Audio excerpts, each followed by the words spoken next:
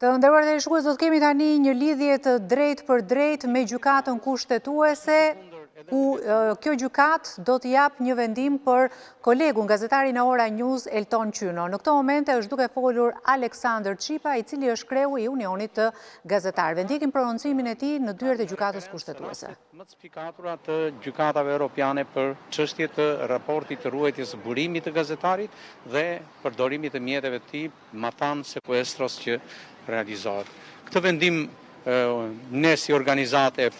gazetarëve e përshëndesim dhe konsiderojmë si një inkurajim të fuqishëm për të ruajtur gjithmonë integritetin dhe kurajon raportuese. Sigurisht që është një vendim që sjell optimizëm në media, pavarësisht se betejën më ra mua që ta zhvilloja përgjatë paktën 2 viteve. Sigurisht që gjykata kushtetuese u impenjua maksimalisht dhe të gjithë antarët morën të gjitha praktikat, jo vetëm praktikat e gjykatës Strasburgut, por edhe praktikat e gjykatave Londin angleze, gjermane dhe vendeve tjera të Bashkimit Evropian. Dhe pasi shqyrtuan në tërësi të gjithë çështjen dhe problematikën e rastit tim, padyshim që vendosëm me unanimitet të plot, pra 8-0 në favorin e medias, jo në favorin e Elton Qyno, sepse Elton Qyno të nuk e bëri për sapet e veta apo për të përfituar diçka nga kjo situatë, por e bëri vetëm për të mbrojtur një kaos që të tilla gjëra të mos ndodhin nesër pas nesër, ku të rrëmbehet gazetari në mes të rrugës apo në mes kafenes dhe më pas të i bëhet kontrolli banesës, të kontrollohet fizikisht dhe të trajtohet një gazetar që ka mbuluar për 20 vite kronikën e zezë, të trajtohet njësoj si një kontingjent i rrezikshëm i krimit të organizuar në Shqipëri. Aq më tepër që unë si gazetar, pas 10 muaj pasi mu bë një gjë e tillë, u vura sërish në nënhetim për korrupsion pasiv në sektorin privat, vetëm e vetëm për të më diskredituar dhe për të më lançuar si njëri i rrezikshëm dhe që nuk i shërbeja opinionit publik dhe interesit publikut, por që i shërbeja qarqe që vetë prokuroria e posaçme i ka cituar dhe që nxjerr vendime të ndryshme. Faleminderit dhe ju që tani këtë kujt të japën? Është ky. Atëherë të nderuar dhe shikues, ishim në lidhje të drejtë për drejtë me gjykatën kushtetuese, ku foli Aleksandër Qipa, kreu i Unionit të Gazetarëve dhe natyrisht kolegu ynë Elton Qyno, i cili me sa duket e ka fituar betejën në gjykatën kushtetuese, një betejë që siç tha ai nuk ishte beteja e Elton Qynos, por e të gjithë gazetarëve dhe që kishte lidhje me çështjen e sekuestrimit të pajisjeve të punës në punën e tij të përditshme si gazetar. Por unë do të përpiqem tani të lexoj diçka edhe nga motivimi që ka bërë gjykata kushtetuese për këtë vendim që ka dhënë për kolegun Elton Qyno. Për sa i takon, thot gjykata, themelit të çështjes,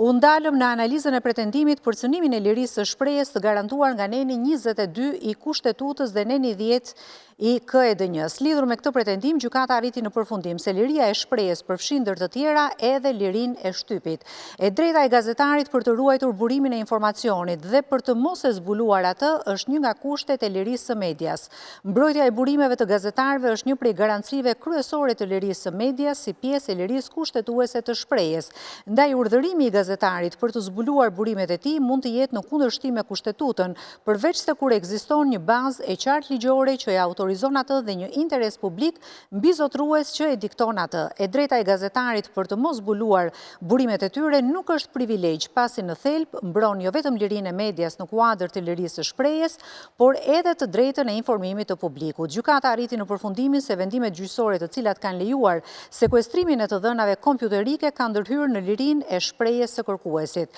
Për sa i përket kritereve të kufizimit, gjykata ka zbatuar testin e nenit 17 të kushtetutës dhe vlerësoi se ndërhyrja është bërë me ligj dhe për një interes publik. Megjithatë, në kuadër edhe të standardeve të vendosura, gjykata vlerësoi se ndërhyrja në lirinë e shprehjes nuk është proporcionale. Në këtë kuptim, gjykata vlerësoi gjithashtu se gjykata e zakonshme nuk ka arsyetuar lidhur me faktin se pjesëmarrja e të dhënave të nevojshme për hetimin mund të realizohej vetëm nëpërmjet identifikimit të burimit të gazetarit si mjet i fundit, si dhe përse nuk ekzistonin mjete të tjera alternative për të arritur të njëjtin qëllim. Në lidhje me pretendimin për cënimin e së drejtës për jetën private, private, gjykata vlerësoi të mos ndalej për sa kohë ajo gjeti shkelje në lirinë e shprehjes së kërkuesit, duke shfuqizuar vendimet e mësipërme. Po ashtu gjykata vendosi pranimin e kërkesës për asgjësimin e të gjitha të dhënave kompjuterike të sekuestruara me vendimet e mësipërme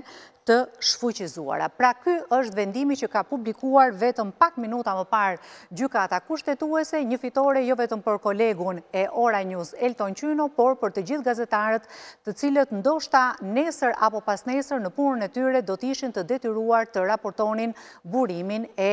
informacioneve.